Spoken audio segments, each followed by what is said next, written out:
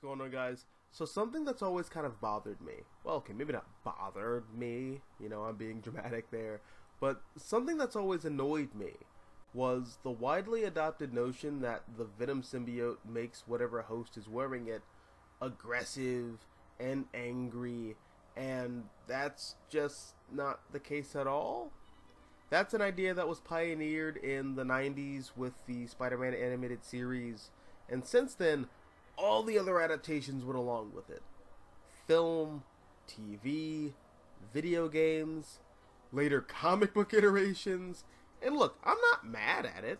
Making the black suit a primordial representation of evil is a pretty decent shorthand explanation for Peter Parker getting rid of it, and after having Eddie Brock slurp down Peter's symbiotic sloppy seconds, him turning into a necrotic space demon. I mean, look, I get it. But originally, in the comics, first of all, Peter Parker doesn't need extraterrestrial black tar booty juice to make him a grumpy, sardonic, ill-tempered 70-year-old man in a 20-something-year-old's body. Peter, in the comics, has a chip on his shoulder the size of Luke Cage's, which means he'll sometimes fly off the handle, usually after bottling up his emotions and letting them out at somebody who doesn't deserve it. But the movies and TV shows never really delve into Peter's confrontational personality and how it often gets him into more trouble than it's really worth. Most of the time nowadays, the black suit is used as a device to boil a lot of Peter's insecurities and anger to the surface, which is what leads him to get rid of it.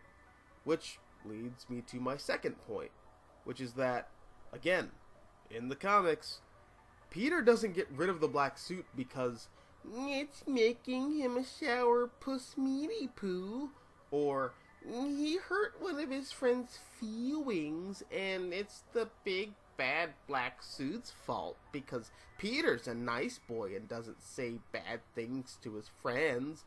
Like, nah, he gets rid of it because he finds out that it's alive. And that's an Amazing Spider-Man issue 258. A fun fact, that's actually the origin for the bombastic Bagman costume that's found its way into 90% of the Spider-Man games that we've gotten since the original PS1 game from Neversoft. So, just for context, Secret Wars was Marvel's big comic book event of the mid-1980s. It took all of their heavy hitter characters, all of their A-list good guys and A-list bad guys, and threw them into a cosmic battle royale.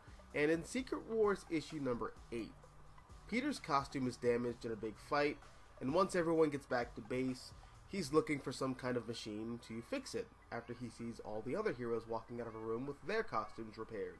And Peter walks up to some random device and he sticks his head inside of it, because as we all know, Peter Parker is a genius, and this weird alien goo pops out and crawls all over his body, and that is the origin of the black suit. So Pete shows it off and tells Reed all about the stuff that it can do, like how it can generate its own webbing and move around his body at his command, and Reed, being the genius that he is, thinks that shit is unnatural and merits further study. So once everyone's back to Earth, in Amazing Spider-Man issue 252, Peter starts testing what this new suit can really do. He finds out that it can shapeshift and make clothing, it can store items like his keys and his wallet and stuff like that. He also later finds out that it can repair itself, and that the webbing that it generates is organic after a fight with the Puma in Amazing Spider-Man issue 257. But something else that he's noticed is that he's often waking up tired, like he hasn't had a full night's sleep. He also notices that sometimes out of the corner of his eye, he'll catch the suit moving on its own, even when he's not summoning it to his person. And after taking Reed up on his offer to analyze it, they find out that it's a symbiote. It's a living, breathing organism which sometimes, in the middle of the night, likes to hijack Peter's sleeping body and likes to play Spider-Man City Raid with it. And Peter, understandably, flips his shit and tries to get it off of him, But because the black suit is linked to him mentally and has a mind of its own, it starts clinging to his body tighter and tighter when he tries to take it off. But because this all happens in the Baxter building, Reed, after discovering the symbiote was vulnerable to different sound frequencies, reaches into another room and grabs a sonic machine gun cannon, because they just have that lying around, because Reed would rather build random shit like that in his lab than interact with his emotionally starved wife and children. But the suit gets blasted off of him, and Reed manages to catch and contain it, and while it's in captivity, it starts to resent Peter, because it does feel emotions in a very similar way that human beings do, and it does feel shame. It feels pain, it feels anger, it also feels neglect, and when it manages to break out, it immediately goes to Peter's apartment and tries to take him over again, this time by force, and in the process gets them both caught in the middle of a fight between a bunch of Vulture knockoffs called the Vulturians, because comics are amazing. But Peter is fighting the suit, who's fighting the Vulturians, who are also fighting Peter, and then they all wind up crashing into this church, and that's where you get the iconic scene of Peter ripping the symbiote off of his body, and then it goes to Eddie Brock, who also has beef with Peter Parker. And the context behind this is always different adaptation to adaptation, but the core idea remains the same.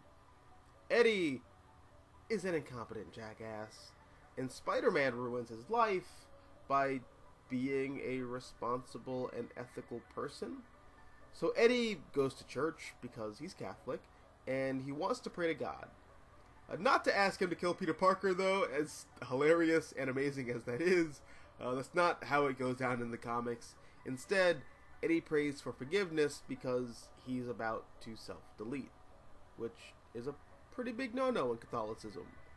But instead, because Spider-Man comics are a fucking soap opera, as it turns out, Eddie was at the exact same church at the exact same time that Peter was essentially breaking up with the black suit after it tried to rape him. And because the symbiote resented Peter, and Eddie resented Spider-Man, the two mixed together and they became Venom. And the thing about Venom that none of the other adaptations really latch on to, save for maybe the Spectacular Spider-Man, is the jilted lover allegory of the symbiote. Because again, the symbiote isn't inherently evil. It's an entity that built a relationship with Peter and modeled a lot of itself after him, despite the fact that some of that's been retconned recently, but, still. When Peter rejected the black suit, it felt the same kind of pain that anyone would feel after they've been dumped, after being in a relationship where, from their perspective, they've been consistently giving it their all. And there's a very fascinating psychosexual tension between Peter, Eddie, and the symbiote. The black suit very much wants Peter, for lack of a better phrase, to be inside of it, but it's since committed too much of itself to Eddie, who it bonded with over their mutual hatred for Peter. Meanwhile, Eddie is nothing without the symbiote, and the symbiote is kind of aware of that, so it can't quite bring itself to leave Eddie, despite still being in love with Peter, even though Peter's already moved on and doesn't really want anything to do with the suit. And I say all this to say that the symbiote itself is not inherently evil. It does not make people evil, or the worst versions of themselves, or the most aggressive versions of themselves. And if anything, I think retroactively making it so takes agency away from Peter and Eddie and how they both used and emotionally damaged the symbiote respectively. And just while we're on the subject, the black suit does not make tentacles, it does not make constructs, it's not a 6-digit lantern or some shit like that. I mean, don't get me wrong, it's fun, to finish off random strangers in the back alleys of New York with your big black appendages when you're playing Spider-Man Web of Shadows, or the Ultimate Spider-Man levels of Spider-Man Shattered Dimensions. But the symbiote isn't a hentai beast in the comics, giant salacious tongue withstanding. But, I don't know. I don't have anything against the more modern notions of the suit being this demonic force from space that compels people to be the worst versions of themselves. I think it's a fun and interesting take on the Venom symbiote. I just also like the original take on the symbiote, and I wish that it got more recognition. I think it gels really well with the sci-fi romance soap opera that Spider-Man comics are at their core, and that's just where I'm at personally. Also, I'm like 99% sure that the upcoming Marvel Spider-Man 2 video game is gonna end with Peter being consumed by the black suit because it made him evil and he can't control it, and Miles is gonna have to kill him and become the one and only Spider-Man of that universe. And I'm just not a fan of that concept on multiple fronts, but chief among them, I'm tired of black suit making Peter evil stories. I just wouldn't mind a switch up of going back to the original concept of the suit being an allegory for being in a toxic relationship. But that's just me. Anyways, what are your thoughts, if you have any? Do you think I'm just being weird and ranting like always? Let me know down below in the comment section. Also, if you like this video, hit the like button, share, and support the channel. And if you want to see more content like this, all you have to do is subscribe. I'm the Mystical Green Beanie. Thank you for watching, and as always, until next time, adios nachos, adios. Show me what you